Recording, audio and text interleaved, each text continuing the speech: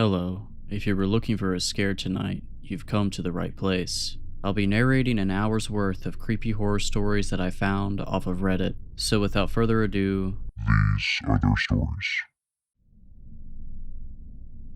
I was 17 years old at the time this happened. I went to this youth church event and it was supposed to be like prom, since the country I live in don't have events like that. Some people showed up with dates, but my girls and I decided to show up together. There were a lot of people in the event, some I didn't even recognize. Later into the night, a man asked me to slow dance. I didn't know him, but I knew he was new at our church, so as to be polite I said yes. As he ushered me into the dance floor, he introduced himself. Let's call him Caleb for this story. I noticed he had an accent, and I brought it up in conversation, and he said that he grew up in the UK. Throughout the dance we talked and got to know each other a bit. I remember thinking that he was a pretty sweet guy. He told me that he was invited to the event and didn't really know anyone, and that he just moved for work and was in his 20s. I forgot his actual age. Immediately I was kind of weirded out by the age gap, but decided not to think too much about it. This was all just a friendly interaction. After the song finished, he asked if we could dance again. I made an excuse that I needed to grab a drink and freshen up. He said that he was willing to grab me a drink while I went to the washroom. I hesitantly agreed and made my way to the washroom. I stayed in the washroom for one song, hoping that he would get tired of waiting for me, but when I got back to the event, he was sitting at my table. I could tell he was looking for me in the crowd, and when his eyes landed on me, he smiled and beckoned me over. In that moment, I remember thinking to myself that maybe he needed company since he didn't know anyone at the event. I sat beside him and he gave me the drink he got for me. I did not drink it. He asked again if I wanted to dance, but this time I said no and said that I was tired. He didn't leave the table though, but stayed to talk with me. At this point, I just wanted to get out of the conversation, be away from him. I told him that I was going to go talk to my friend in the other table. I told my friend what was going on, and I stayed at her table until the guy left. For the rest of the night, I didn't see him and thought that was the end of that. I worked at a women's clothing store in a mall. After school, I usually would have a closing shift, 3 shifts a week. I went to clock in and a coworker of mine told me that a man was looking for me and that I just missed him. I thought nothing of it and thought maybe it was just a friend of mine or a family member. Next shift it happened again, and I asked my coworker what he looked like, and they described Caleb to me. How did he know I worked there? I was shocked, and it became even creepier when it happened again on my next shift. It had been almost a week and I was just glad we kept missing each other, but I figured my luck ran out when I saw him waiting by the door to the store as I was coming in for my shift. He greeted me and told me that he had been wanting to talk to me. I asked him why, and he said he wanted to take me out on a date. I have never been on a date before, and I honestly didn't want my first one to be with him, so I said no. He then asked if he could just buy me food at the food court for my break. At this point, I was getting the feeling that he didn't want to take no for an answer. I figured that it was a public place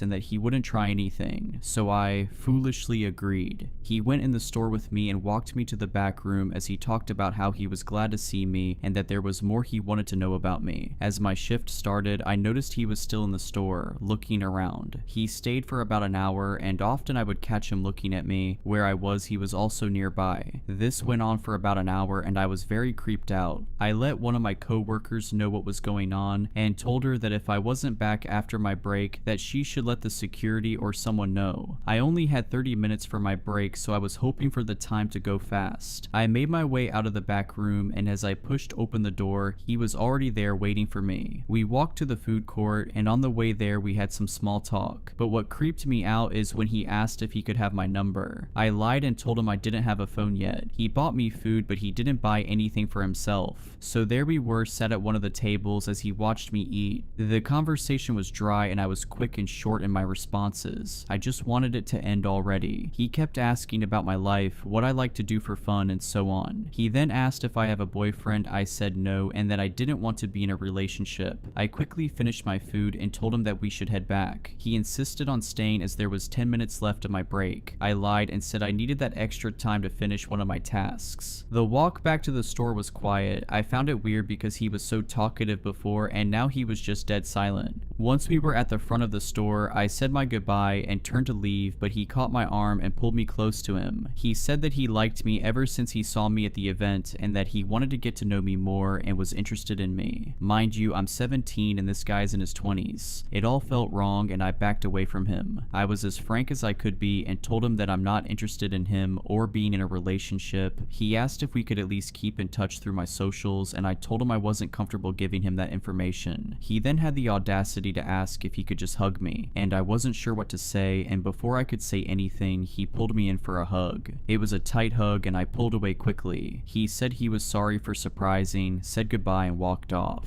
After that incident, I didn't see him at the store. I did see him a couple of times at church and he would smile at me and try to talk to me, but I would always try to avoid him. He then stopped coming to church and I never saw him again. So to the creepy guy who liked me, let's not meet ever again. My family and I have been going through a very strange experience over the last couple of months. It's hard to even put into words or explain what is going on. I guess I can just start off from where it all started to feel off. A few months back, my family had a big get-together. My parents both have 2 siblings. They all got married and had some kids. Well, all of them except Uncle Matt. He never got married or had kids. That means I have 10 cousins. My aunts and uncles all live within 2 hours of us, so we've all grown up together. That being said, we don't normally have all my aunts and uncles in a house at once. This was a rare occasion to have a family meal when they were all free. I will not be naming every single family member in this post, because that seems like a lot of information, and honestly, you've already gotten more information about my family than you ever wanted, but I promise this context is important. Okay, enough with my babbling. Let's talk about what happened that weird night. My parents and I went over to my Aunt Margot and Uncle Ken's house for a BBQ in the backyard. The backyard felt loud and chaotic. I tried to stay out of the way and get the night over with. I was honestly just there for the free food. We were all sitting down at a big table outside. I was so focused on making sure none of the napkins went flying in the wind, I wasn't listening to the conversation. My Aunt Margot came over to the table with a plate of really burnt hot dogs. My mom immediately started to laugh at the sight of them. Is burning food genetic or something? How on earth do you guys always do that to food? The Jensens need to leave the cooking to the Millers. My mom said with a sarcastic giggle. Uncle Ken looked at her confused.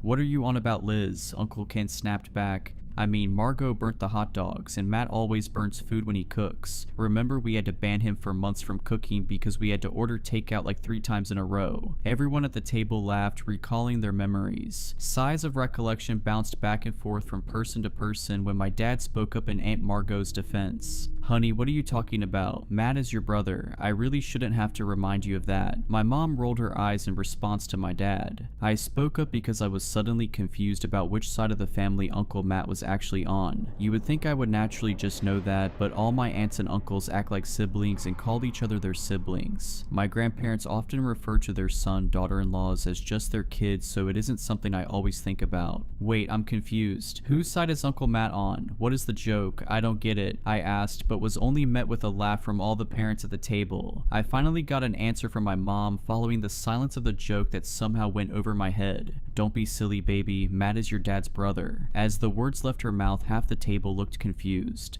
Liz, what are you talking about? He is on your side. He is a Miller. My Aunt Margot said as she scraped off the burnt edges of her hot dog. Okay, now I'm with Amanda. I don't get the joke. My mom said while looking at me with narrow, inquisitive eyes and then at the rest of the group. Wait, everyone slow down, Aunt June said, speaking up for probably the first time in the night. This is dumb. Matt is not Liz and I's brother. He has to be on the Jensen side of the family. I sat at the table watching my family in silence. Their eyes darted back and forth. They stopped laughing and were all just scratching their heads. After a few minutes, my mom got out her phone. She found an old family photo from when she was a kid. In the photo were her, my grandparents, my Uncle Paul, and my Aunt June. Nothing out of the ordinary. After looking at the picture, Aunt Margot got out her phone and looked for an old childhood photo. Aha, found one, she stated as she showed off the photo on her phone. Yet again, the photo was normal. It had my grandparents, my dad, Aunt Margot, and Aunt Susan. The next hour consisted of both sides of the family going back and forth showing photos, none of them with Uncle Matt in them. I had a few of my cousins there, but they all lost interest once they ate. I, on the other hand, couldn't be pulled away. I was engrossed in learning where the heck Uncle Matt came from.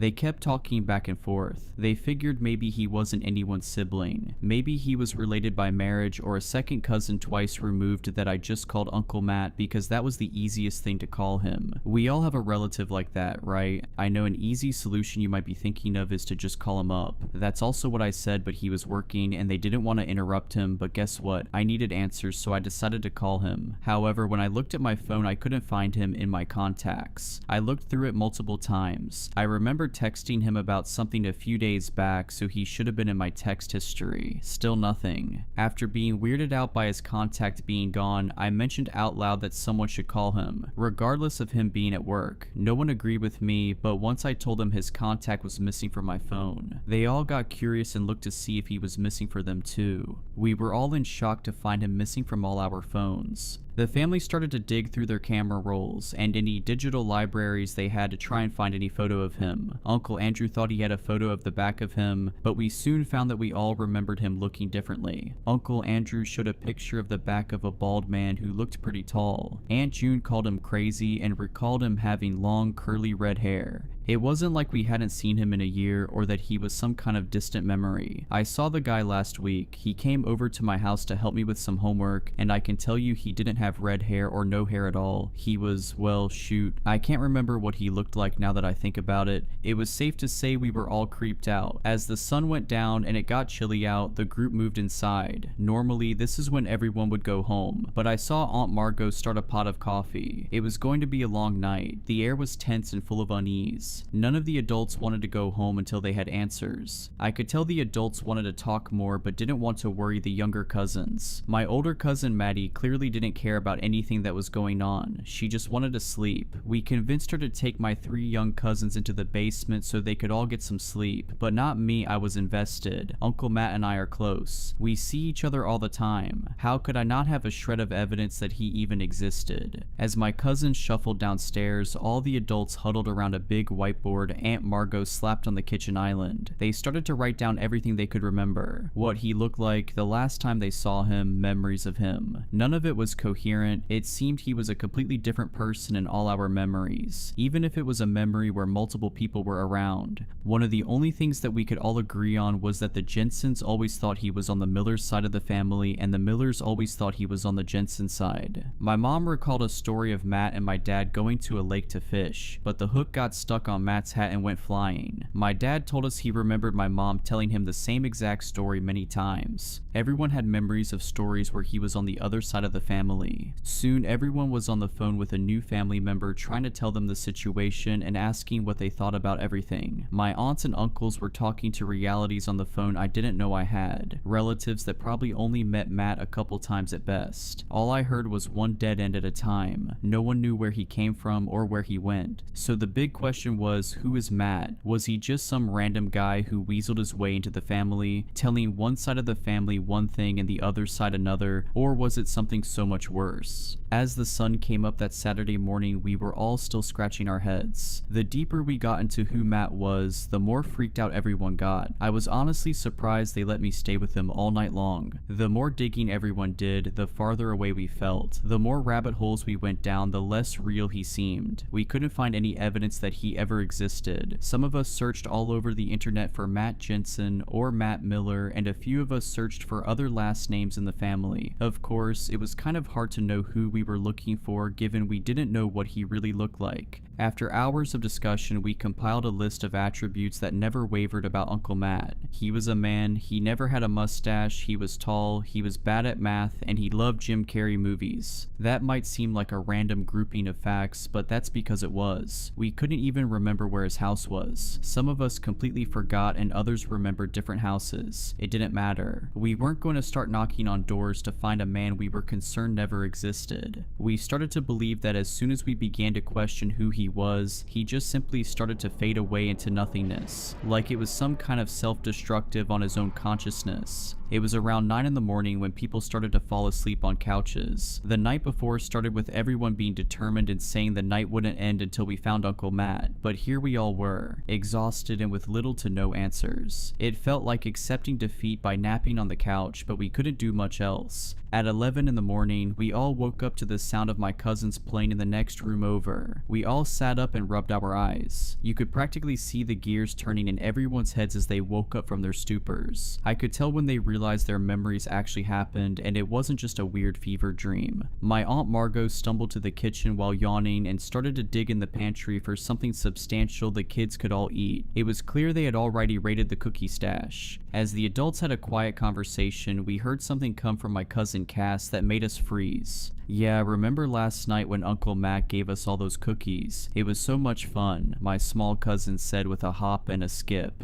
Wait, Cass, get over here and say that again. My Uncle Andrew yelled in an attempt to sound intimidating, but came out with a voice crack. Cass walked over to us looking like a confused puppy who just got yelled at. What did I do wrong, Uncle Andrew? I thought if Uncle Matt offered us cookies, I could have them. Cass, you are not in trouble. This is very important. Are you telling me Uncle Matt was with you guys last night? Uncle Andrew tried to say in a gentle tone to not scare Cass. I mean, not the whole night, but he brought us all cookies and put a movie on for us. Then he said he wanted to go hang out with you guys upstairs. Cass told us with a quiet voice. Everyone started to frantically look around the room, looking for any evidence of him being there last night. We quickly asked the rest of the cousins if they saw Matt, and some kids did and some didn't. I noticed something when I started to count the objects in the room. There were 10 adults and me upstairs last night, so there should have been 11 people in total, but I saw 12 plates out with the leftover crumbs from our late night pizza, 12 spots laid out for sleeping in the living room, and 12 mugs or cups of coffee. He was here last night. As I mentioned what I found, my dad said he remembered seeing him last night. He said Matt brought him some water. Uncle Paul said he saw him go to the bathroom but couldn't remember him coming out. They mentioned how it felt like it never actually happened, but he managed to place the memory in them after the fact. How else would they see Uncle Matt right in front of them and not realize what was happening? I had a strange feeling that started to bubble up. I felt uneasy and restless. Wait, something is off here, I said loudly to the room. Everyone line up on the wall, I want to try something.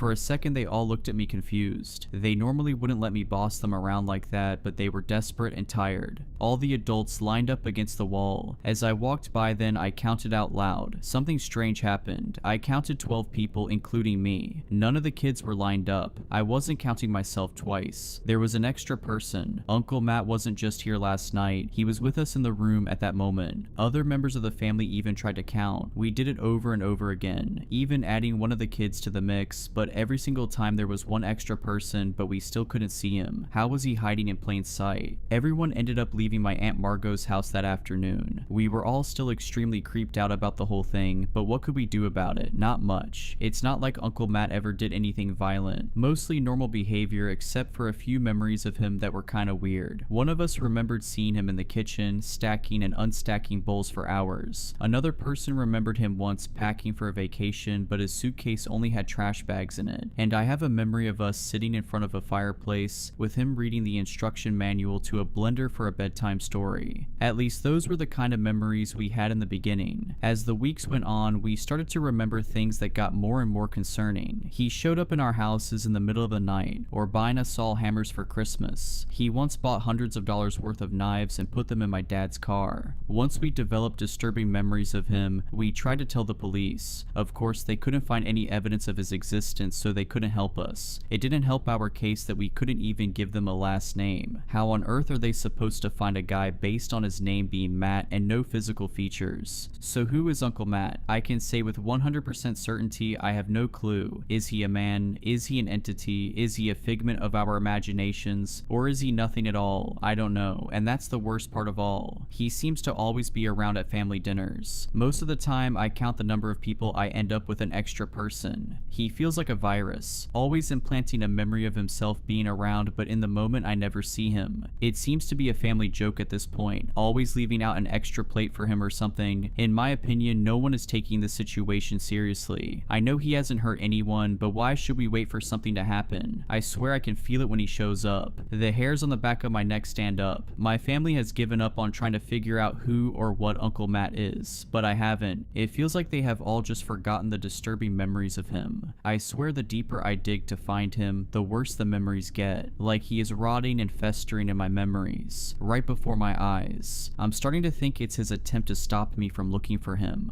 The fact that he is punishing me for looking for him makes my concern grow more and more. Why is he suddenly running now that I am on to him? Why is he so afraid of me finding him? And what will happen once I do find him? I will find you, Uncle Matt. I will find out what you are.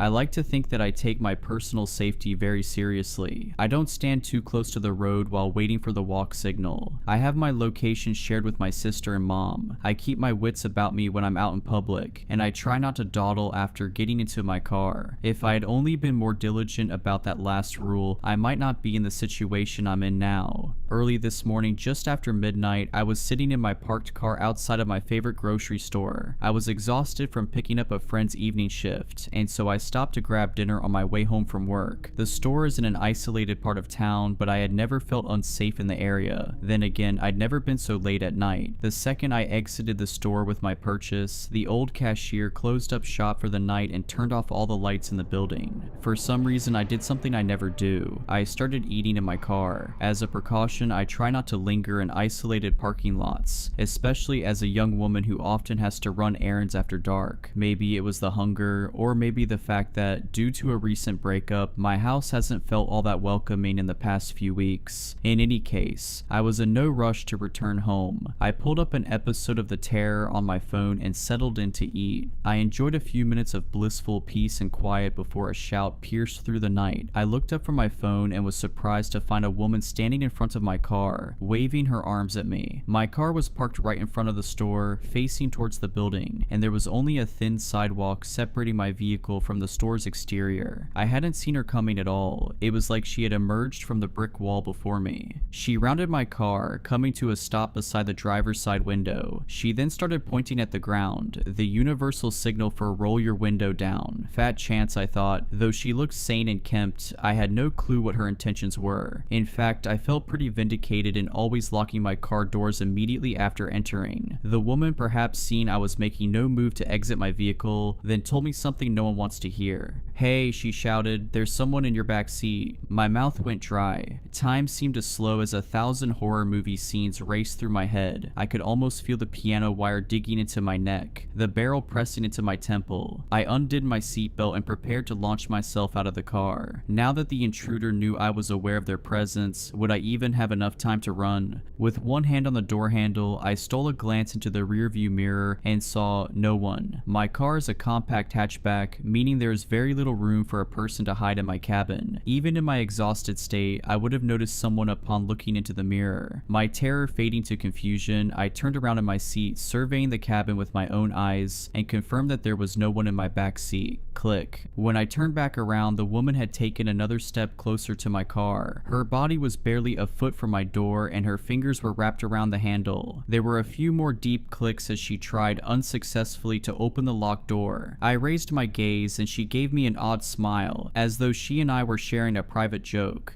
For the first time, using the faint glow of the street lamp, I took a closer look at the woman's face. Her skin was stretched tightly across her skull, making her thin mouth and nostrils appear as though they'd been cut onto her. Her eyes were deep set and ovate, and her teeth seemed both too small and too numerous. I allowed myself a brief moment to gawk at the face before me, and then I threw my car into reverse and hightailed it out of the lot. For a few disheartening seconds, the woman held onto the door, keeping in step with my vehicle as I backed up. Luckily, she soon let go and I drove away, my mind racing with the realization that the woman was trying to bait me out of my car. Even more disturbing was the fact that it had almost worked. I wondered if she had others with her that I simply hadn't seen, and what she had wanted from me. I hoped I had narrowly escaped a robbery as opposed to something much more sinister. I got back to my house 20 minutes later. Still shaken from my encounter, I rushed inside the house and made sure that all of my doors and windows were locked. My exhaustion did little little to soothe my nerves. My mind played tricks on me as I got ready for bed, conjuring up flashes of the woman's face in the dark corners of my house. Once I finally fell asleep, my fears followed me from the waking world. I had a long, vivid nightmare, most of which I've either forgotten or is irrelevant to this account. All I know is that when I jolted awake some hours later, it was to the sound of a frantic banging on my front door. I sat up in bed, unsure if I was still dreaming or not. My alarm clock read 4:17. It was far too early for someone to be knocking on my door unless there was some kind of emergency, which, given the forcefulness of the knocks, there may have been. Slowly, I rose from my bed and inched towards the entryway. I had never before been in such a situation and was at somewhat of a loss as to how to react. I didn't smell a fire, thankfully, but that didn't mean all was well. Suddenly, I heard a man's voice calling out my name in a questioning tone. It sounded vaguely familiar, but I couldn't immediately place it. "Who is it?" I called back. "Brian," answered the disembodied voice, and relief washed over me. My neighbor Brian lived in the house across the street. We weren't close exactly, but I often saw him walking down the block with his dog Bailey. I turned on the entryway light, but as I was still in my sleepwear, I didn't want to open the door unless I had to. Instead, I called back to him. "What's the matter?" "Well," he began. I heard his voice crack and he cleared his throat. "Do you have someone over right now?" "What?" I asked, my heart skipping a beat. "No, I don't. Why do you ask?" "Well, the dog had to go out, and while I was in the yard with him, I thought I saw someone in your front window. Someone who didn't look quite right." I stilled, feeling as though I were in some terrible dream. Turning around and glancing down the dark hallway, I wished I had turned on more lights on my way to answer the door. "She followed you home," I thought. "She's in your house with you right now." I was ready to bolt out the door into the cold, but by some miracle, I had just enough presence of mind left to consider my neighbor's words more carefully. Something was wrong. I stepped away from the door. "Are you alright, Brian?" He cleared his throat again, and when he next spoke, his voice sounded slightly different from before, as though he were testing out a new timbre. "Of course, I just got a bit of a cold here, but I still wanted to check in on you." My voice wavered as I voiced a question to my neighbor. "But your dog, isn't it a girl?" Brian didn't respond. My mind reeled in the torturous silence, trying to discern whether the threat was outside the door or inside the house with me. After a full minute of complete stillness, the handle to my front door began to move. It rotated downwards as far as it could before the lock stopped it, then shook as the person on the other side of my door pulled on the handle. This happened several more times as the person tested my lock, and then there was a powerful bang, as though someone had rammed into my door with all their might. After that, there was silence again. I stood frozen in place for another minute. I had no peephole, but I worked up the nerve to walk into the living room and peer through the blinds into my front yard. In the distance, walking down the street away from my house, was a figure. Although I couldn't see the face, something deep within me knew it was the same person who had tried to open my car door. I watched her walk away into the quiet night until she disappeared from my view. Needless to say, I didn't get much sleep for the rest of the night. I split my time between roaming the perimeter of my house, looking for anything suspicious, and sitting in my kitchen running the events of the night over in my mind. The most likely explanation was that I'd been dreaming. After all, I'd nearly been baited into opening my door to a potential criminal just hours before, so it made sense that I'd have a nightmare about a similar situation. Then again, I had never in my entire life had a dream so vivid. Maybe somehow the woman really did follow me home. She easily could have stuck a tracker on my car, but how in the world did she know Brian's name, and how had she impersonated him so well? The sun is setting now. I haven't left the house all day. I've been too haunted by the idea of someone, or multiple someones, trying to draw me out into the open. No matter how many times I check the house, I still feel as though I catch glimpses of the woman in my periphery, of her beady eyes and uncanny smile.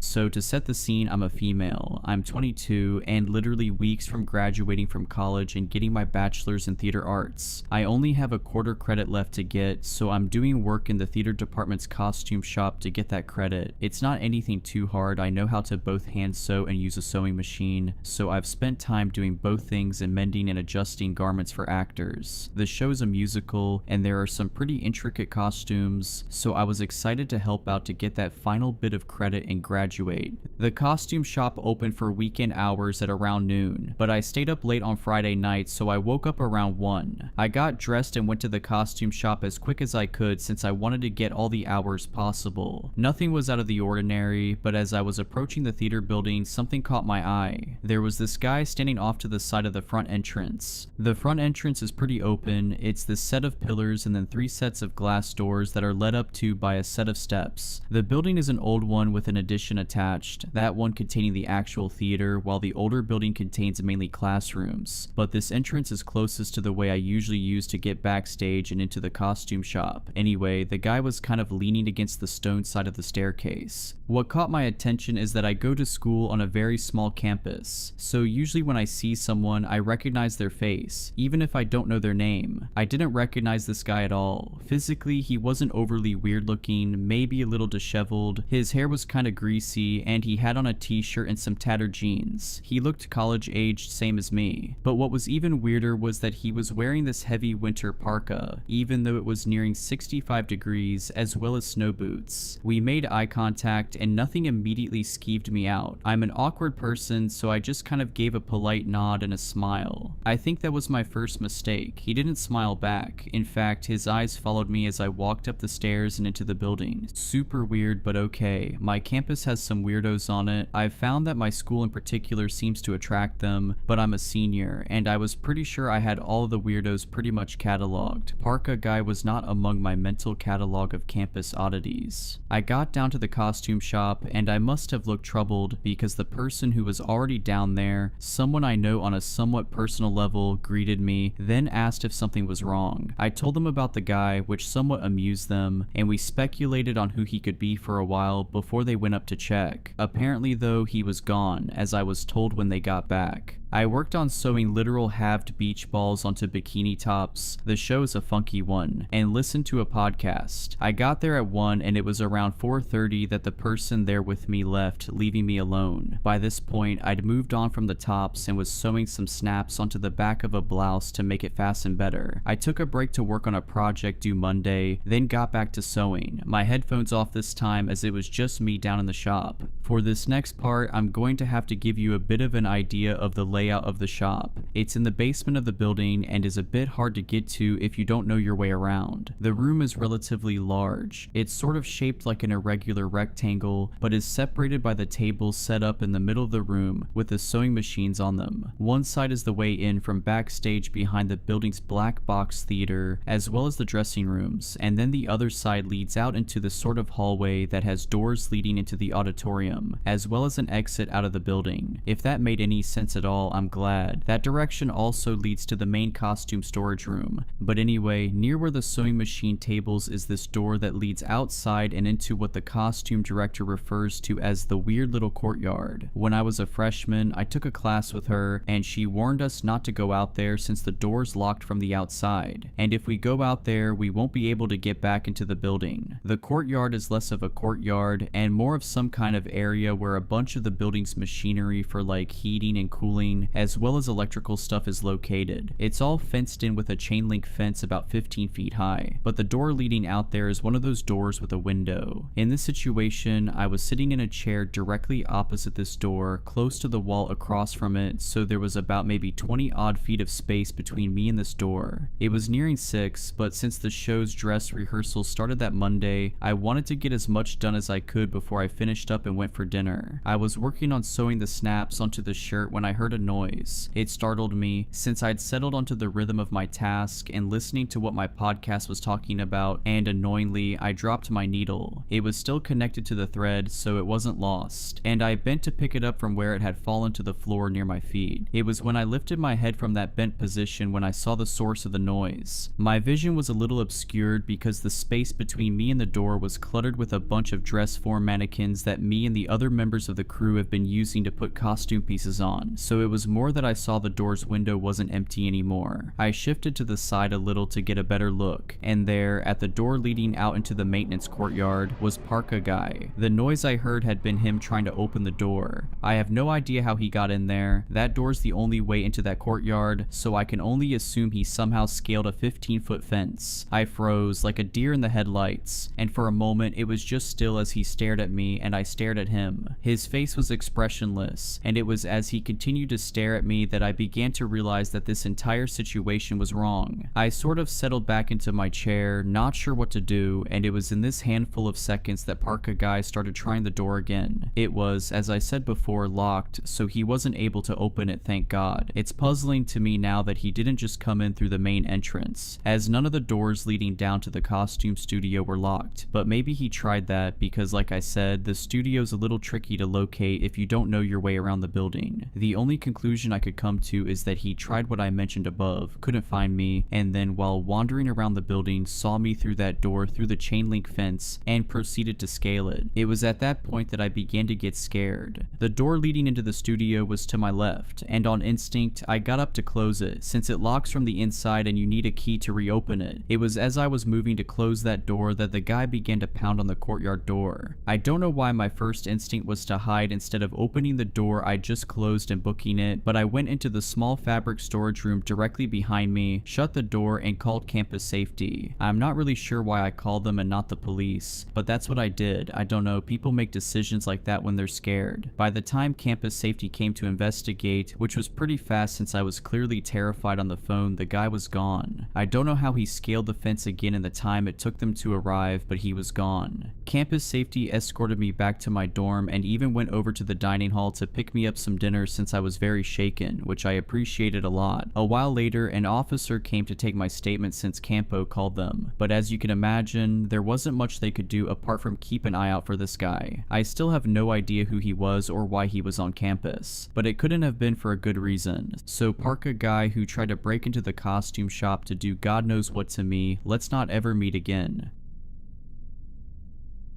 Back in 1998, I was a pretty broke 19-year-old guy and living with a roommate named Steve. Steve was about my age, maybe a year older. His dad had died a few years prior and had left Steve a trust fund which covered all his bills and gave him a weekly allowance on top of it until he reached a certain age, at which time he'd receive his full inheritance. Steve and I got along pretty well, but he was the kind of guy who liked to remind you if he had some degree of power over you. That aspect of his personality butted up against my own stubborn, prove the world wrong attitude on a particular night, leading to the events I'm about to describe. Steve and I went over to my friend Trevor's house on Siesta Key one night. Steve drove as I didn't have a car. I don't remember why we went over there, and I don't even know that I really remember any other instance of the three of us hanging out. I just know that we went there later in the evening, maybe 9 o'clock or so. At some point, Steve and I got in a disagreement over something. I have no memory of what it was about, except that I seem to recall that it wasn't anything important that actually impacted our lives in any way. Something akin to disagreeing over a bit of movie trivia or something as inconsequential as that. Steve must have felt that he was losing the debate because he took the opportunity to remind me that he had the car and I could always walk home.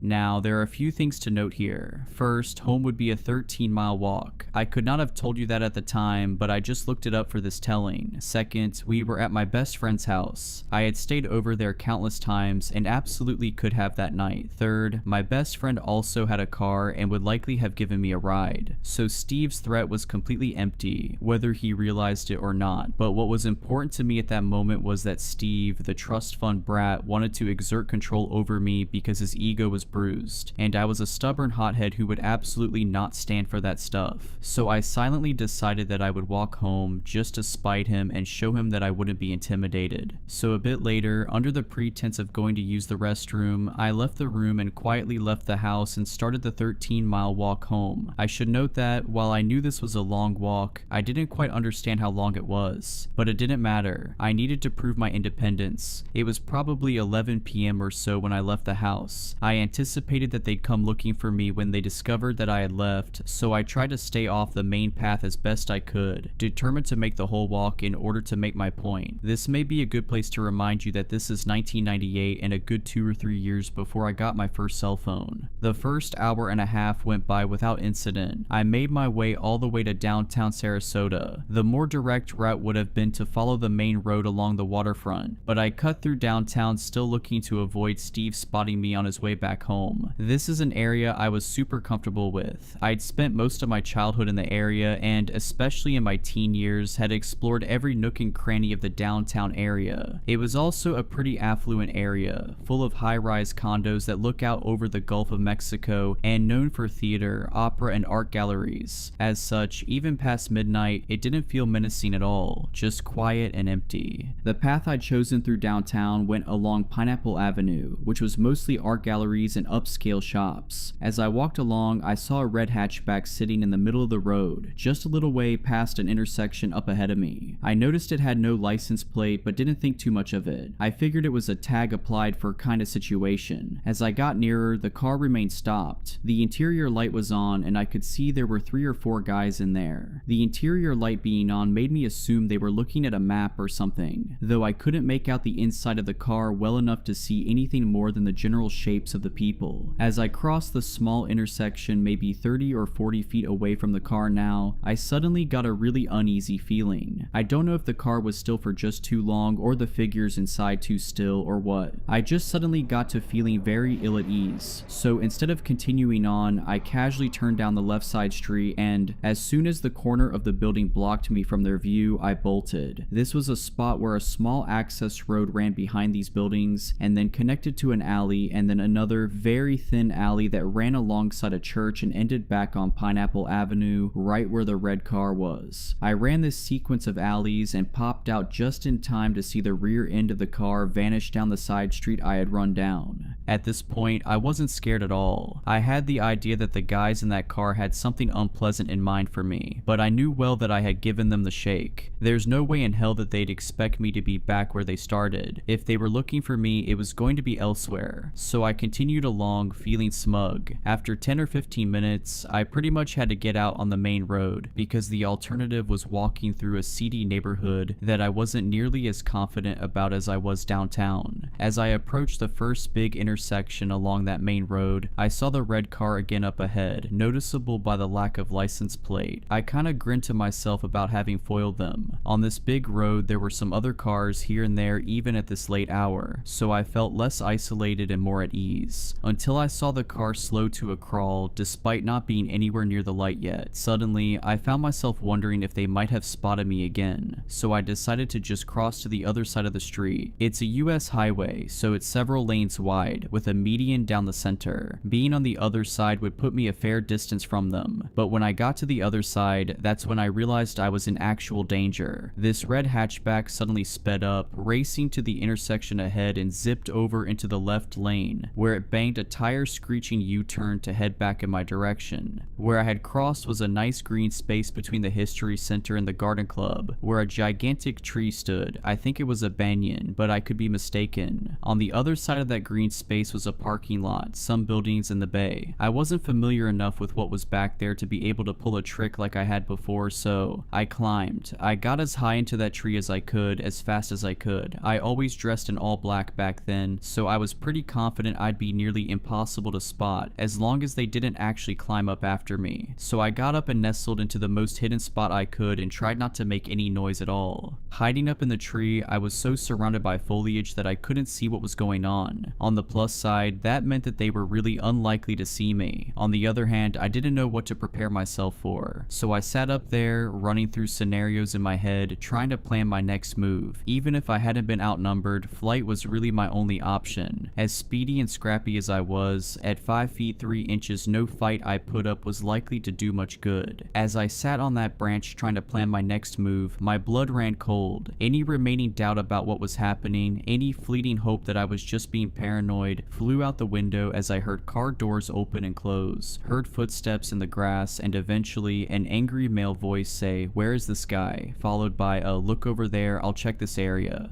It was official. I was being hunted. I don't know how long I stayed up that tree. It can't have been more than 10 minutes, and more likely it was quite a bit less than that, but it felt like forever. At some point, I decided to risk another flight, though I can't remember what triggered it. Car doors, the car driving away, I just can't remember. I do remember jumping from the tree and landing with a hard thud and bolting back the way I had come as fast as I could, terrified that whatever sound made me feel like it was safe to come out of hiding had been a ploy to draw me out. At the intersection where they had made made the U-turn was a 24-hour gas station, of course across both roads. All I could think was that if I could make it inside, I would be safe and I could call the police. That run is a total blur, but I remember going through the door. I remember the look on the clerk's face as she saw my panicked expression. I called the police and explained what happened, and I waited inside for them to arrive. When they got there, I went out front to meet them and explained everything to the only officer who actually spoke to me. He was not sympathetic. I had described the car in detail, as well as all the events, and he said that they probably thought I was a male prostitute and were trying to pick me up. I thought to ask him if prostitutes get a lot of business by fleeing from prospective Johns and hiding in trees, but I was distracted by the sight of the red hatchback slowly cruising by, watching me talk to the police. I pointed to the car and exclaimed that that was the car. The police seemed entirely uninterested. He glanced at the car for half a second and looked back at me and said, "What do you want me to do about it?" "I don't want to walk anymore," I exclaimed. I'm sure there were better ways I could have articulated that there were people attempting to capture me for unknown nefarious purposes, and that I was in fear of my life should they encounter me on the street again, but "I don't want to walk anymore" was all I was capable of in that moment. The cop pointed to the side of the police car and said, "You see what it says there? It says police, not taxi." His condescending attitude was doing a great job to replace my fear with some of the brash attitude that had gotten me into the situation in the first place. So I replied, "It also says to serve and protect, and I am asking you to protect me because I think I am in danger." He gave a sigh like a teenager asked to do the dishes and told me that he can't take me all the way because I lived in the next town and county over, but that he'd take me to the county line, which is another major intersection along that same main highway. That was still a good 5.5 miles from my house. Again, a number I just looked up for this telling, but got me off the road for almost 3 miles and made it less likely these people would find me again. The cops dropped me off in front of the museum, and I walked another 2 hours or so, looking over my shoulder constantly, ready to run down side streets or jump into bushes if need be. My girlfriend's house was slightly closer than my own, and with the sun now rising, I knew she'd be okay with me stopping in. In the end, I made it safely and never saw that red car again. Almost 30 years later, I still sometimes wonder what might have become of me if they had gotten their hands on me. The determination they showed in pursuing me leads me to believe that nothing I can imagine, no matter how bad, is outside the realm of possibility. So, hunting party in the red hatchback, let's not meet.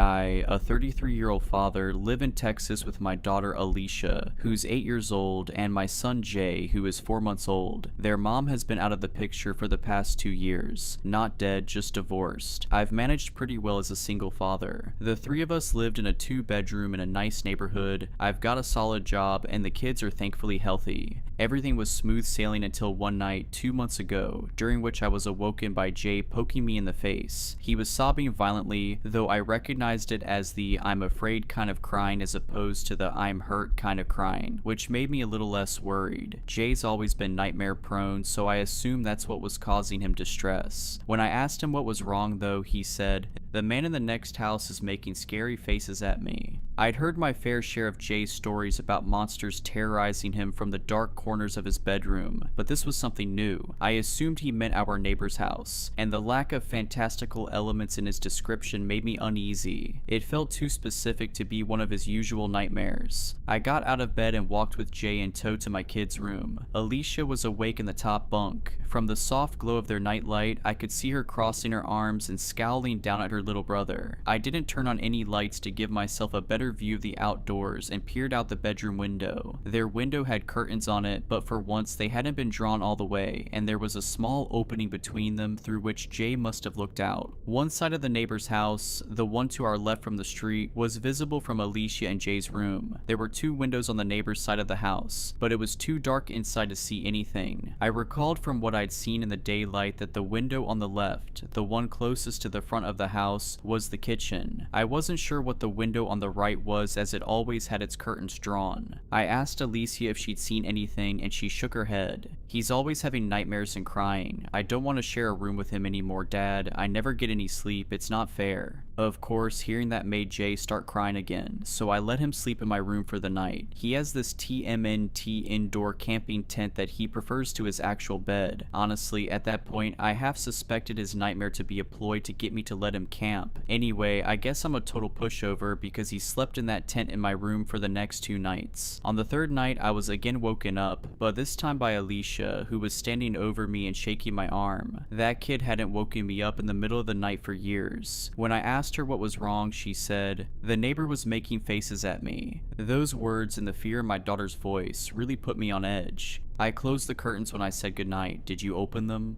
Only a little, but it's 'cause I heard a weird noise. What did you hear? Alicia couldn't recall exactly. According to her, she had gotten out of bed to see what was going on, and when she lifted the curtain, she saw a light on in the neighbor's window. The curtains in the back room had been drawn back and our neighbor was standing in his house, right up against the window frame. What was he doing? Alicia thought for a moment and then made an expression I never want to see on my child's face, or anyone else's for that matter, ever again. I won't do it justice by describing it, but it looked something like this. First, she smiled with both sets of teeth, so that there was a little open sliver between the rows, and then she furrowed her eyebrows. She inclined her head towards me and strained the muscles in her neck. The worst part though was what she did with her hands. She held out her left arm, forearm up, then she clenched her right hand into a fist and moved it back and forth rapidly over her forearm. Poor thing described it as playing the violin, but it seemed pretty obvious to me that my neighbor was pantomiming cutting. Disturbed, I told Alicia to stop and to not make either the expression or the gesture again. I was angry and confused. My neighbor, a man in his 40s, was a bit of a recluse, but he had seemed normal enough in the 3 or 4 times I'd spoken to him. I couldn't fathom why he would do something like that to my kids. After asking Alicia a few more questions, I realized that my neighbor might not have done anything technically, or at least legally, wrong. It wasn't against the law to make inappropriate gestures in your own home, but it seemed like he was targeting my kids specifically. Legal or not, I planned to have a little chat with him the following morning. My last question to Alicia was if our neighbor had made any other gestures, and she nodded. Then she started making beckoning, come here motions with both of her hands. I had Alicia sleep in my room for the night as well. I also checked out the window in my kids' room, but like before, I saw nothing. The house was completely dark. The next morning before work and after dropping Alicia and Jay off to school, I spent a good 5 minutes knocking on my neighbor's front door. I figured he was home since his car was in the driveway, but he never answered the door. Eventually, I had to leave for work, and as I was walking away, I turned around quickly to see if he was watching me. He was. I saw him for a split second at the front window before he ducked beneath the sill and out of view. Clearly, the guy had problems. I yelled out to him to stop screwing with us and then left. That same night, I put a plan in motion. While my kids slept in my room, I hung out in theirs. It was a Friday night, and I was ready to pull an all-nighter so that I could catch my neighbor in the act. Although I trusted my kids, I wanted to confirm that there was actually something nefarious going on before I escalated things. I made sure the house was locked up and all the curtains drawn, tucked my kids in, and sat on the floor under the window in their room. At around 9, I started marathoning midnight mass on my phone. I didn't want to wear headphones and miss any strange sounds, so I kept the volume low and mostly read subtitles. At midnight, I started to hear strange sounds. Like Alicia said, it's a bit hard to describe. Best I can do is that it was this low, repeated clicking sound. You know the chuk-chuk sound you make to beckon a horse? It was something like that. All I knew is that the sound was undoubtedly coming from a person. After a few minutes of this, the sound switched to what I think was supposed to be a whistle, but it came out all wrong, like someone sucking breath in through their teeth. The sound was so crisp that the neighbor's window must have been open, which was an unsettling thought given that there was only around 15 feet of space between our houses. Certain that the neighbor was at his window and that this was my best chance to see him, I stood up and pulled the curtain back in one motion. I saw him right away. There was a dim light on in his room, allowing me to see that horrible expression Alicia had made the night prior. It was one thing to see my child's recreation, but it was far more frightening on an adult. His window was indeed open, and his arms were stuck out into the cold night, violently swiping against each other in a grotesque mimicry of cutting. When he saw me and realized that he was looking at another grown man and not some poor child, he stopped his erratic motions. His cartoonish grin faded and another, more genuine emotion settled over his features: rage. The man grabbed the window and slammed it shut. then closed the curtains with the same forcefulness. I let my own curtain fall. I was a little shell-shocked, I think. Of course, I was perturbed by the sight of the man, by his face and his movement, and the fact that he'd been doing that for who knows how many nights now in an attempt to frighten my kids. However, another detail stuck out as even more concerning to me, which was the fact that I genuinely wasn't sure if the man I had just seen was my neighbor. I'd seen him so few times in the years I lived in that house, and I was having trouble conjuring up his face. I sat on the floor for a minute, my blood thundering in my ears. I definitely had enough evidence at that point to call the cops, right? Just as I was about to pull out my phone, I heard a tremendous smack against the glass of the bedroom window. After a brief hesitation, I pulled the curtain back again. There were no lights on in the neighbor's house, and there was also no one outside from what I could see. I pulled the curtains back a little further and saw a handprint in the top corner of the window pane. It's worth noting that our house is on a raised foundation and that particular window is very tall, so even though the window is on the first floor, the man outside would have needed an insane vertical to get his hand up there. I pulled out my phone and dialed 911. As I explained the situation to them, I quickly walked around the house to see if I could catch a glimpse of the man. My last stop was my bedroom. Once inside, I locked the doors, and while still on the phone with the operator, I took my handgun out of the safe in my closet. My heart was beating out of my chest, but I knew I had to stay calm, even more so when I saw that Alicia was awake and looking out of the tent at me. I reassured her in as few words as I could, whispering that we were okay, but we had to stay very quiet. I sat on the edge of my bed, my firearm ready and my ears straining. My kid's tent was in the corner, and to the left of the tent, in the middle of the wall and directly across from where I sat, was a window. After what felt like an eternity, I saw something. It was a cloudless night and the moonlight was bright enough that I could see a silhouette through the white curtains. The dark shape was nebulous at first, but became more clear as the man outside stepped closer to the window. Somehow, he knew which room we were in. The silhouette didn't move for several minutes, and I remember being thankful that, from the angle at which she sat, Alicia couldn't see it. Then, something happened that I couldn't entirely wrap my head around. The man stepped back from the glass and raised his arms, making a Y shape with his body and his limbs. Only his arms were far too long. They seemed to be double the length that they should have been, each arm about the same length as his entire body. I thought at first that he was holding something, maybe two pipes that just appeared to be an extension of his limbs, but I could clearly see two hands at the ends of the extremities. I could see 5 fingers on each hand, flopping around slightly as the man brought his arms closer to the window. I stood up and readied myself to shoot, but just then the sounds of sirens pierced the quiet night. The man outside banged his hands against the window one last time, and then it was as if someone had sliced his arms at the elbows. His forearms seemed to shear right off, and the man took off running before they so much as hit the ground. When the police officers announced themselves, I answered the door and explained the situation to them. 2 officers, a man and a woman, asked me a few questions about my neighbor, which I assumed was necessary to establish probable cause for a search. Once finished, they told me to stay inside with the doors locked while they investigated the neighbor's house. I watched them through the window of Alicia and Jay's room. They knocked on the neighbor's door, and when no one answered, they tried the front door handle. I watched the unlocked door swing open. The two looked at one another and then entered. I'm not sure what they found inside that house. All I know is that when they emerged a few moments later, they both looked very disturbed. When I went outside to ask what they had found, the female officer told me simply, "Your neighbor's dead."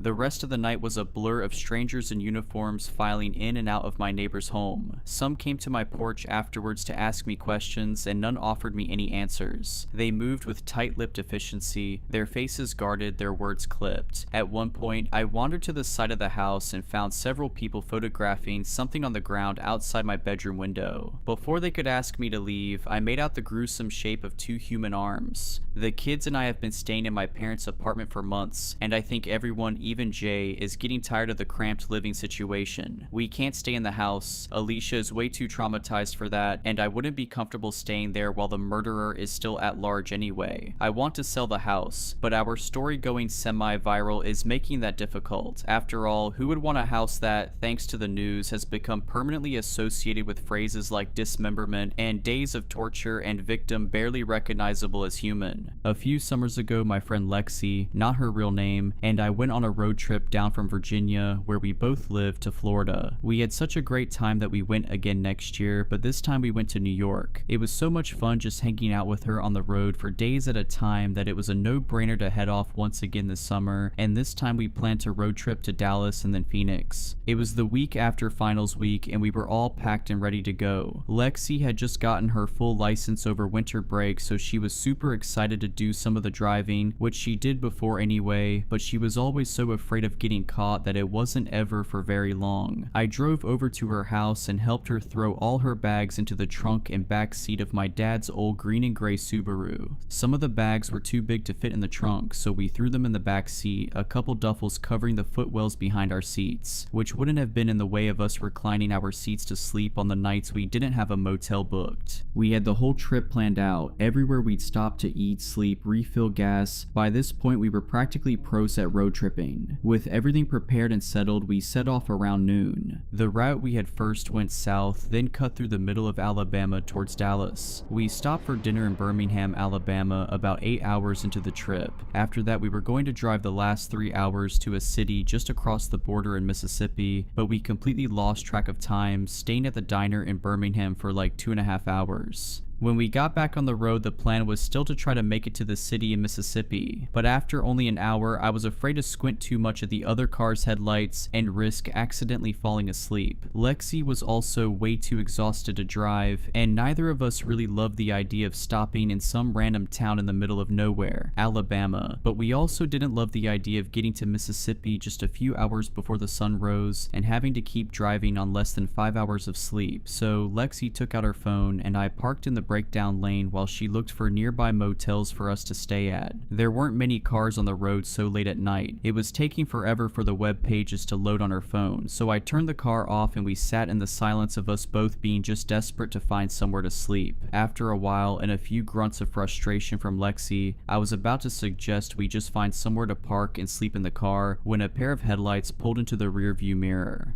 An old red truck, one with only the front seats, turned its hazards on and parked right behind us, and I turned to Lexi, expressing the same anxiety I was feeling. My hands were shaking a little when I went to put the keys in the ignition, and we drove away before whoever pulled in behind us could talk to us. I pulled off the interstate at the next exit sign. We don't even remember seeing a sign for the town's name anywhere on the off-ramp, just a pitch black night besides our high beams, and the trees and speed limit signs caught in front of them. The first road off the highway was empty and full of potholes that were felt but unseen. Lexi pointed on the map on her phone to a public park where we could park and sleep for the night. After maybe 20 minutes of trying to navigate the roads of this town without GPS, passing horribly decrepit homes and commercial buildings with faded signs, we finally found the park and parked sideways in the lot. In the headlights, we could make out a terribly run-down swing set, a slide, and a seesaw, all made of old, rotting wood. We made sure the doors were locked and spent the night in the car.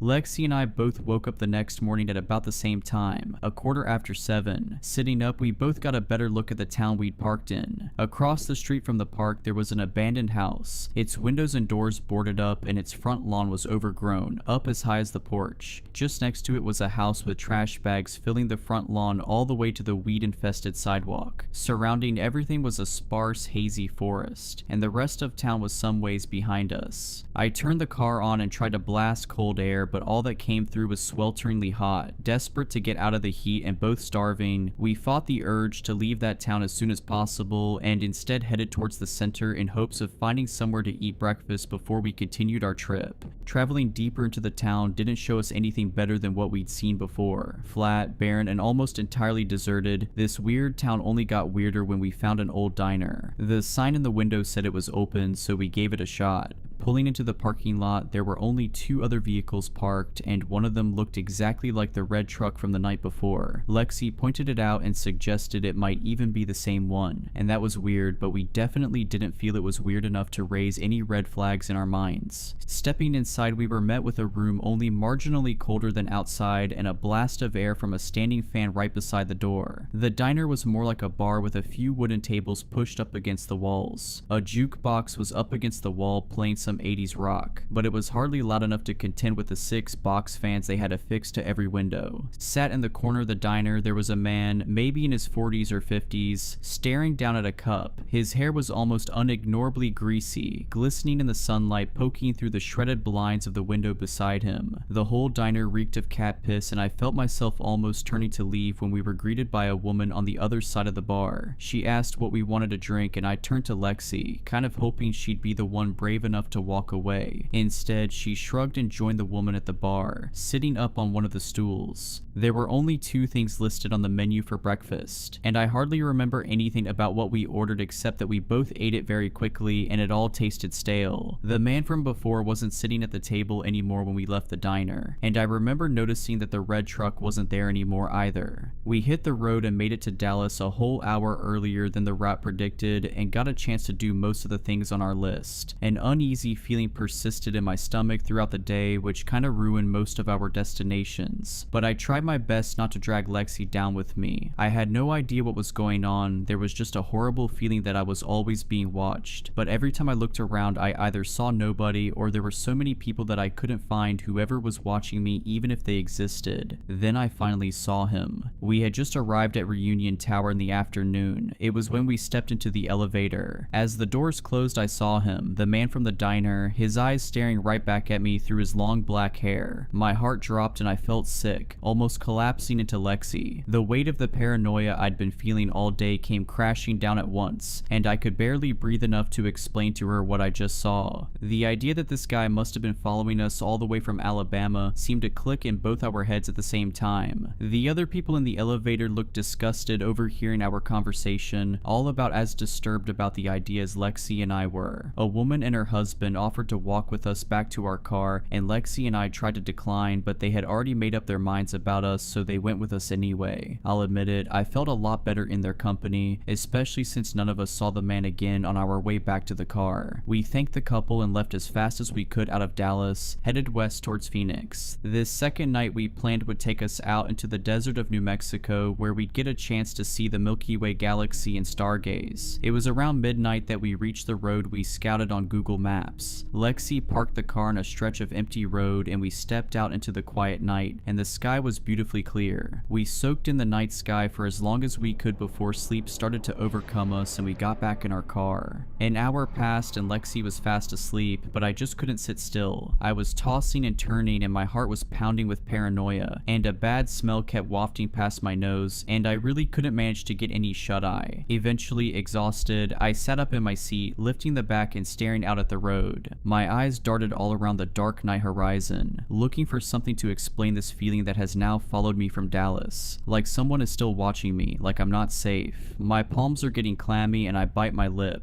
my gaze flickering up at the rearview mirror where a set of headlights have appeared over the horizon. With my heart lurching in my stomach, I quickly stuck the keys in the ignition and hit the gas, desperate to escape this feeling and whoever's following us. Was that car following us? I didn't know, I didn't care. I had this awful feeling in my gut, and I wasn't going to just lie around and wait to find out why I was feeling it. Lexi jerked awake as I hit the gas, but didn't have many questions when she saw the headlights behind us. When the maps finally loaded, I found the nearest motel, which was about a half hour away, but I wouldn't have cared if it was 4 hours away. I didn't feel safe sleeping in the car at all, and with that car already long gone behind us before I even reached the highway, I suppose I was just waiting for any excuse to get up and out of there. I triple-checked that the door to our motel room was locked before collapsing onto the bed and passing out as soon as the adrenaline wore off. Lexi woke me up the following morning all distressed, pulling me out of bed and up to the window. Can you guess what was parked a few spaces away from our car? That exact same red truck from the interstate and the diner. I already started to feel a little less crazy for not taking any chances with those headlights the night before. Desperate for answers, we left our motel room to scope the red truck out. It took every ounce of courage that we had to just approach the truck. We nervously peered inside. It was messy, full of fast food wrappers and soda cans and napkins, and a pale grime was forming on the edges of the windows, probably from smoking. Importantly, however, the man from the diner wasn't inside. Shaking, we checked out of the motel and hit the road, hoping that he might still be asleep in his room and won't know where we're going. I'm starting to get really paranoid now, and Lexi is trying to calm me down and drive at the same time. I tell her we shouldn't go to Phoenix anymore, thinking maybe this guy knows our plans, but she tells me that's ridiculous. I remind her that he's already followed us all the way from Alabama, but I can tell she's starting to get really irritated. She doesn't want to hear me suggest we turn back, and I could hardly blame her. I was also pretty angry at the idea that this trip would be ruined, because some creep decided to ruin it, but I also didn't want to end up in the newspaper. Regardless, she managed to soothe me enough to be on board with the idea of staying on track and finishing our road trip.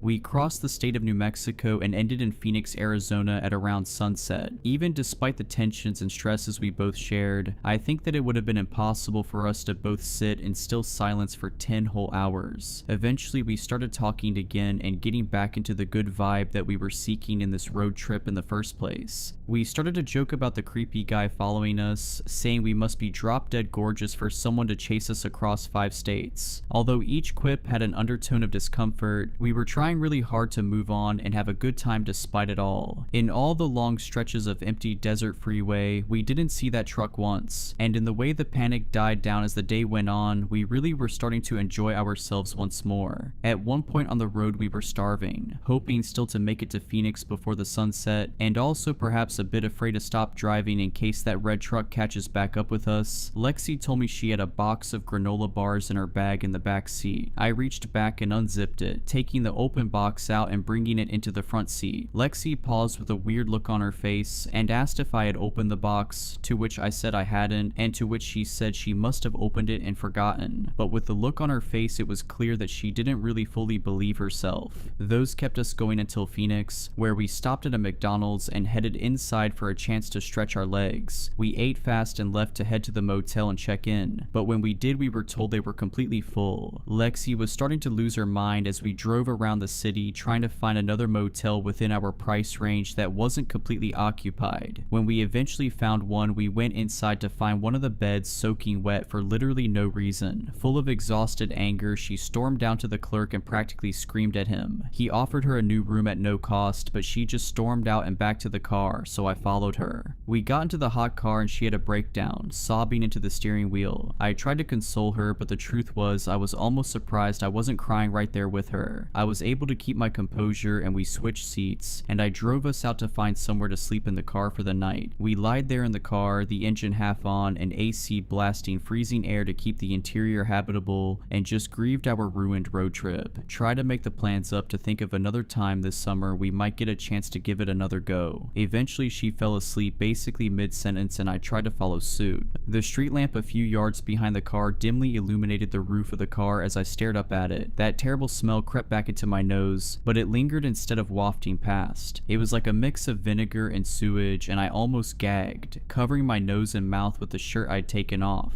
My heart was still pounding in my chest, and that feeling came back, here, a state and a half away from where we last saw that truck. No matter how hard I tried, I just couldn't rest my mind once again. I groaned and rubbed my eyes vigorously, pulling the seat back upright. It hissed like a gasp as it pulled up and I paused, quietly turning towards the back seat. Lexi's seat was reclined back over her bags that covered the footwell completely, obscured it absolutely. Trembling, I shook Lexi awake. She opened her eyes and I silently hushed her. She sat up and I pointed at the bag just behind my seat. I turned the AC off and we both stared. The bag rose and fell with a hushed breath that wasn't either of ours. Horror pulled at her eyelids. A scream climbed her throat, but she bit her lip as her eyes started to water. Her nails clattered against the door handle as she panikedly threw the door open and leapt out of the car. I rushed out right after her, but before I closed the door, I pushed my seat back down and nearly tripped into the road as I stumbled out. Lexi was already pacing up towards the lamp and I threw my shirt back on as I rushed to the sidewalk at her side. She was hyperventilating and cursing and I took my phone out, barely able to dial for 911. It was just then that I started crying, trying to explain what we both just thought we saw. A man was hiding in the back seat of our car. I threw up in my mouth and sat down to catch my breath. Lexi couldn't stand still and couldn't muster a single coherent sentence, just pacing and staring back at the car, waiting for the police to show up. A few cruisers showed up and the police called for the man in the back of our car to step out. When nothing happened, they opened the doors and paused, pulling him out onto the street to administer CPR. The man had long, greasy black hair and laid strewn out lifelessly on the asphalt. They pronounced him dead at the scene, having suffocated under my reclined seat. Tucked away under our seats, they found a small knife and some zip ties, and the thought of what he might have done had I allowed myself to fall asleep brought me to my knees, relieving sick on the sidewalk while Lexi tried to comfort me with her trembling hands. We stayed in a hotel for a couple days while my dad drove over to pick us up. He had the Subaru towed back and Lexi and I both just went home. I don't even know what to do with myself at this point, honestly. I know it isn't my fault, but I can't help but feel horrible for not catching on sooner. I feel really stupid, I don't know.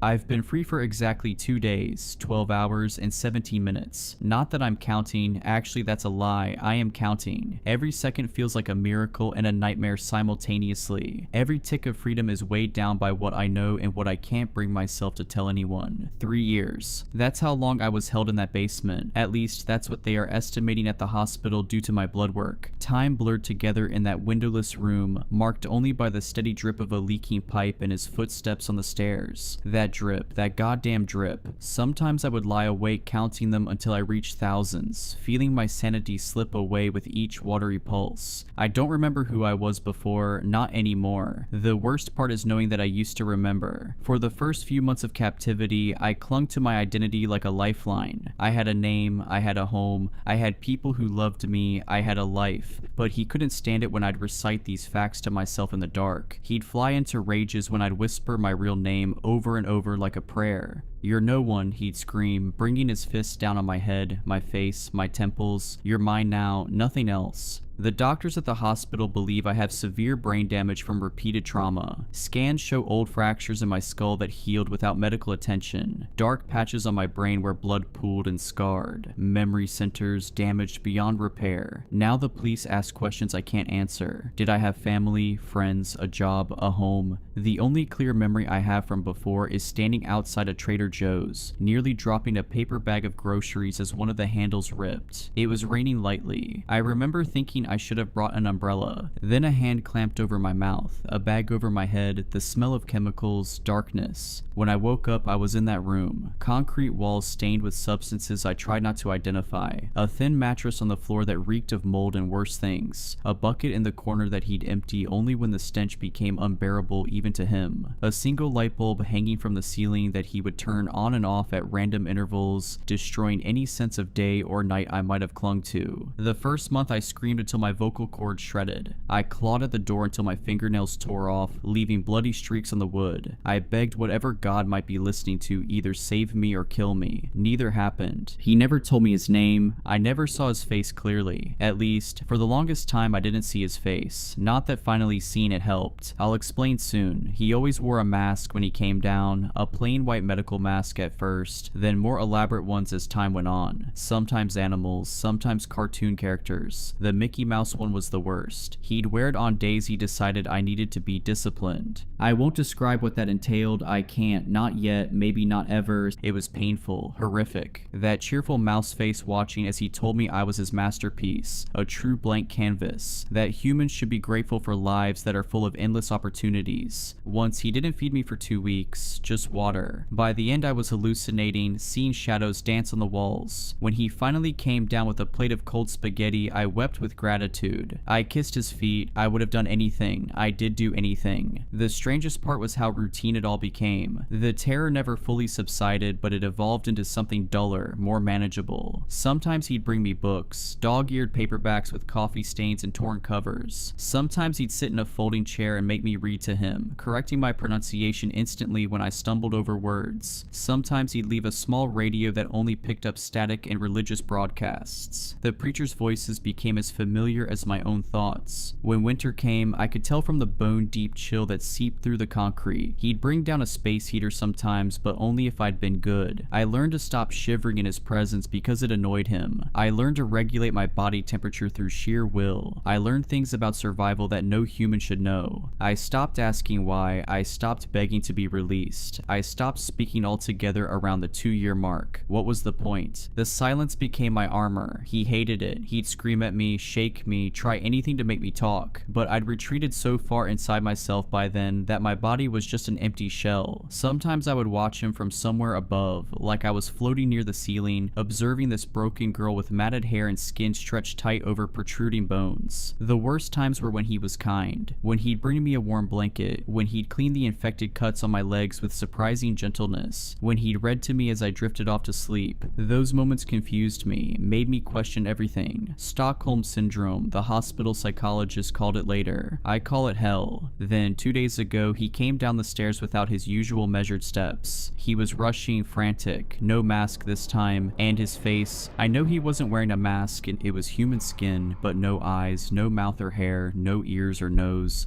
no features at all, just a blank canvas. That's all I remember about his face. Time to go, he said, injecting something into my arm before I could react. As consciousness slipped away, I heard the basement door open again, shuffling, a muffled cry, another person. Your replacement has arrived, he whispered in my ear. I woke up on a park bench 20 miles from the house where I'd been held. My hospital bracelet says Jane Doe. The police have been kind but frustrated by my inability to provide details. I can't describe his face even though I finally saw it, but I remember his voice, the way it would soften when he was about to hurt me, the slight lisp on certain words, the wet sound of his mouth when he leaned close to whisper things he planned to do to me. It's strange how my brain protected some memories while obliterating others. The neurologist explained that severe, repeated head trauma can create a patchwork of memory loss. Your brain sacrificed your identity to preserve your survival instincts, she told me. Sometimes I still feel the phantom pain of those blows, the ringing in my ears that wouldn't stop for days, the world tilting as I tried to hold on to who I was before everything went dark. And last night, as a nurse was checking my vitals, I heard a news report on the small television in my hospital room. A 19-year-old girl had gone missing outside a Trader Joe's, one town over from where we are now. I should tell the police everything I know. I should help them find her. I should be doing something, anything. But I can't. I physically can't, because as he was preparing to release me after I'd heard those muffled cries from upstairs, unmistakably female, young, terrified, he grabbed my face with one gloved hand, squeezing until I thought my jaw would break. Listen carefully, he whispered, his breath hot against my ear. You're going to leave here, you're going to stay quiet. If I see one police sketch, if I hear one whisper that you're helping them find me, I will cut her throat while playing a recording of your voice. She'll die believing you killed her. He showed me a phone then, replaying snippets of my voice he'd recorded over the years. My pleas, my screams, even my reading voice from those bizarre sessions where he'd make me read aloud from classic novels for hours until my throat was raw. I've already told her all about you, he continued, how you helped pick her, how you're my partner. She thinks you've just gone out for supplies. His tone was nothing less than excited. She's waiting for you to come back, for 3 years just like you waited. But here's the thing that keeps me frozen, the thing I haven't told anyone until now. When he released me, he whispered something else. You did so well, I'll be coming back for you. This is just intermission. And remember, her blood will be on your hands if you talk. And on my discharge papers from the hospital, tucked into the folder the nurse gave me this morning, I found a small note on Mickey Mouse stationery. Miss you already. The new girl isn't nearly as much fun. She keeps asking when you're coming back. I told her you'd return soon to help me with her. TikTok. Along with the note was a small USB drive. When I plugged it in at a library far from the hospital, it contained only a single video file. 10 seconds of footage showing a young woman, blindfolded and gagged, huddled in the same corner of the same basement where I spent 3 years. A timestamp on the video showed it was recorded just 4 hours ago. In the background, my voice. Pieces of recording stitched together saying, "Don't worry, I'll be back soon. We're going to have so much fun together." I've been free for exactly 2 days, 12 hours and 23 minutes, but I know I'm still not free at all, and neither is she.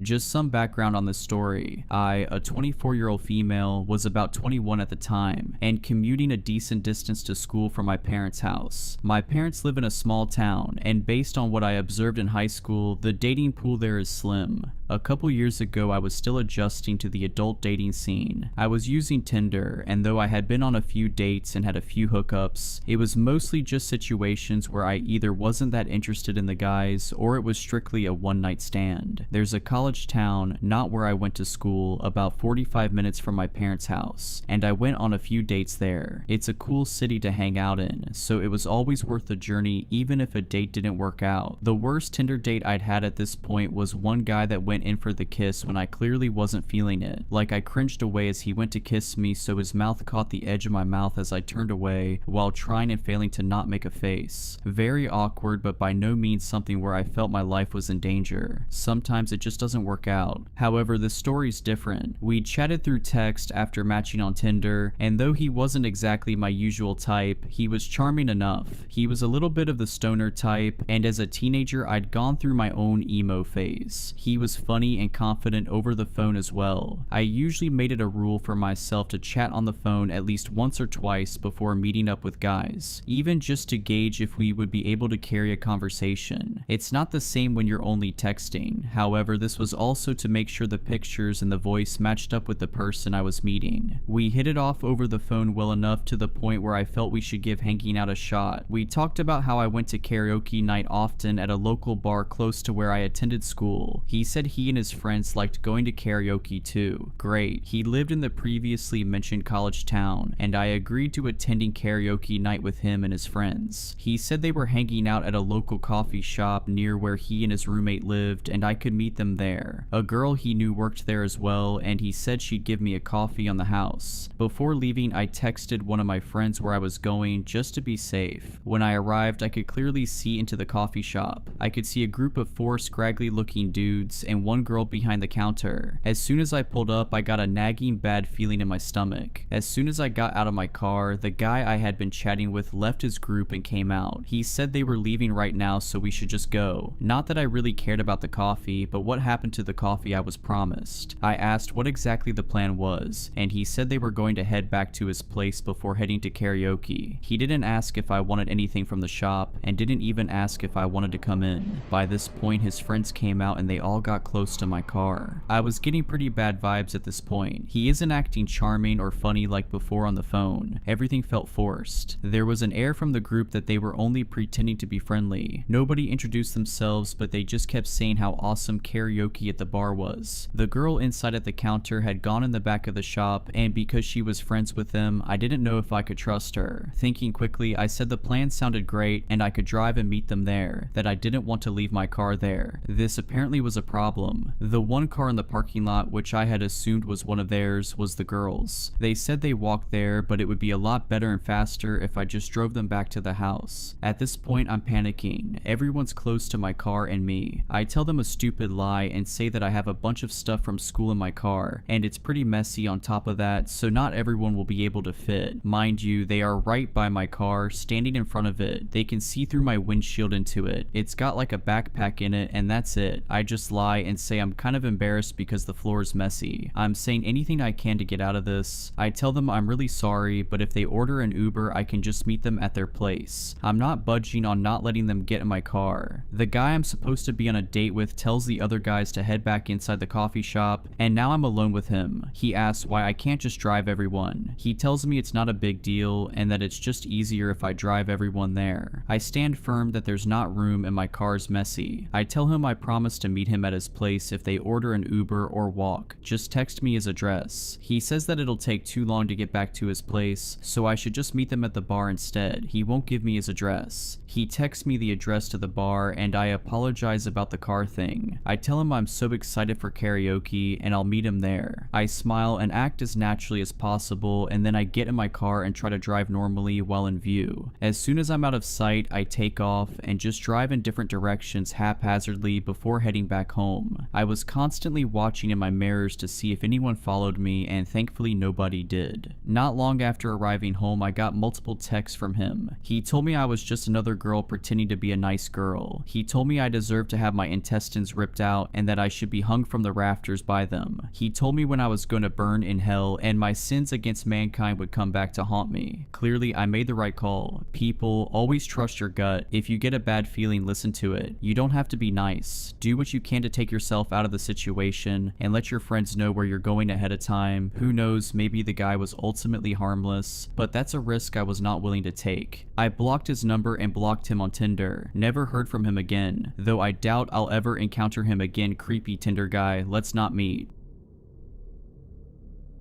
I grew up in the exurbs of western Louisiana. Our small town was deeply religious, and this coupled with the crime wave of the 1980s meant that my childhood was spent largely cooped up inside. The first lick at freedom I got was Halloween night 1987. I was 13 and was allowed out until midnight with a group of my closest friends. What really sold my mother on the idea was Patrick. Patrick was the 17-year-old brother of my best friend Marv. Despite being feared by anyone younger than him, he was a good student and a good Christian, and all the adults he knew would fawn over him. Against his own will, he'd be accompanying our little group for the night. It was in Marv's family's basement that we watched the first half of Friday the 13th. Looking back, I'm sure I thought in the moment that that movie would be the most traumatizing thing I'd see all night. When Patrick entered the room, our laughter died mid-sentence. He wasn't tall, but carried himself like he was. I never liked him, but knew that not even his presence could bring down my mood tonight. After Marv's parents forced us out, we patrolled the neighborhood trick-or-treating. I think there were about 5 or 6 of us, not including Patrick. I knew all the other kids from either church or school, apart from Lenny, the kid brother of my friend Rob. I never knew, but I'm sure he was only around 7 or 8. I did remember that he was dressed in a clown costume. Apart from Lenny, the only other costumes I could remember were mine and Marv's. We both came dressed as Ghostbusters, and I'd brought an old black painted vacuum cleaner with me to really make it. It was after 10, after the trick-or-treating, that maybe 1 or 2 of us left the group to go back home. We all were giggling and messing around, high on sugar, not noticing that Patrick was leading us a little further away from the rows of white houses. The streetlights grew sparse, then vanished altogether. The laughter that had carried us through the night faltered, replaced by the crunch of dead leaves underfoot and the distant rhythmic croak of bullfrogs. The air thickened with the smell of stagnant water and rotting vegetation. I remember Marv nudging me, his grin faltering for the first time that night. "Dude," he whispered, "where the hell is he taking us?" There was a small marshy clearing on the banks of the bayou. Large, thick roots served as makeshift benches which Patrick directed us onto. Confused, we sat in a crescent around him and watched in terror as he took a cigarette from his pocket, lit the end, and took a draw. He blew smoke into Marv's face and started to talk. He told us all that he had a story he wanted to share, a local legend that every kid in town should be aware of. We listened intently as he began telling us about Leatherskin. The story will always stick with me, and I will now try to repeat it as accurately as I can. I might miss out some of the details. It has been 38 years after all, but this will be the truest account of the original myth on the internet, as far as I know anyway. Leatherskin was born sometime in the late 40s or early 50s. Deformed, coarse brown calluses grew all over his body like spreading mycelium. His pus-colored eyes were nothing but tiny pinpricks, and the full set of teeth he was born with were too sharp to be breastfed. His father, the town's pastor, was terrified that his child was a satanic aberration, punishment for the sins of his youth. Despite his ailing wife's pleas, the pastor took his newborn to a murky corner of the swamp and left him in a patch of moss to die. By this point, Patrick had already piqued my interest. At 13, I'd already heard the name Leatherskin whispered before.